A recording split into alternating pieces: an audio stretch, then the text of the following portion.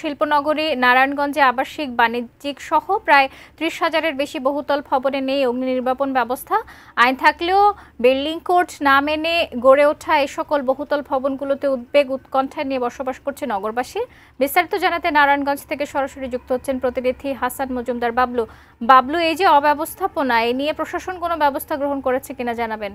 শাকিলা, যেমনটি আপনি বলছিলেন যে শিল্পনগরী নারায়ণগঞ্জে কিন্তু প্রচুর শিল্প প্রতিষ্ঠান রয়েছে, ডাইং শিল্প কলকারখানা সহ কিন্তু আনাচে গানাচে গড়ে ওঠা বিভিন্ন শিল্প প্রতিষ্ঠান রয়েছে। পাশাপাশি কিন্তু নারায়ণগঞ্জে বহুতল ভবনও কিন্তু কম নয়। আমরা যেমনটি সংবাদের মাধ্যমে জানিয়েছিলাম যে প্রায় ৩০,০০০-এরও বেশি বহুতল ভবন নারায়ণগঞ্জে রয়েছে। যে সমস্ত ভবনগুলোতে আসলে অগ্নি নির্বাপন যে ব্যবস্থা সেটা কিন্তু নেই আমরা যেমনটি জেনেছি। এর কারণে কিন্তু উদ্বেগ উৎকণ্ঠা রয়েছে নগরবাসীর।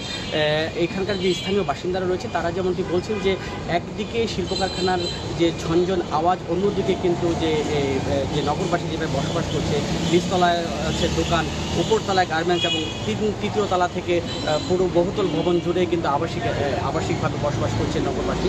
তো এমনিভাবে বসবাস করে নগরবাসী কিন্তু উদ্বেগ উৎকণ্ঠা এবং আতঙ্ক নিয়ে তারা বসবাস করছে। অর্থাৎ কখন আগুন লেগে যায়, আর এই সমস্ত জায়গাগুলোতে যে আগুন লাগলে যদি অগ্নিকাণ্ডের ঘটনা ঘটে সেই জায়গাগুলোতে আসলে ফায়ার সার্ভিসের কর্মীরাও কিন্তু দ্রুত গাড়ি নিয়ে যেতেই কিন্তু অনেক ক্ষেত্রে আরও বড় ধরনের দুর্ঘটনা, আরও বড় ধরনের রূপ নিয়ে থাকে আমরা যেমনটি জেনেছি। তো এই ঘটনাগুলো আসলে সমাধানের পথ কোথায় আমরা জানতে চেষ্টা করেছিলাম। আমরা এখানকার যে সংশ্লিষ্ট কর্তৃপক্ষ রয়েছে ফায়ার সার্ভিসের সাথে আমরা কথা বলেছিলাম যে আসলে নারায়ণগঞ্জের এই যে ঘনবসতিপূর্ণ এলাকাতে শিল্প প্রতিষ্ঠান পাশাপাশি বহুতল ভবন রয়েছে, তো তারা যেমনটি বলছেন যে আসলে জলাধার একেবারে কমে যাওয়ার কারণে কিন্তু এই জায়গাগুলোতে দ্রুত সময়ে গিয়েও কিন্তু আসলে আগুন নিবানো তাদের পক্ষে সম্ভব হচ্ছে না। পাশাপাশি নারায়ণগঞ্জের যে শহরমুখী যে এলাকাগুলো রয়েছে সেখানে কিন্তু সরু রাস্তার পাশেই কিন্তু বহুতল ভবন, সেই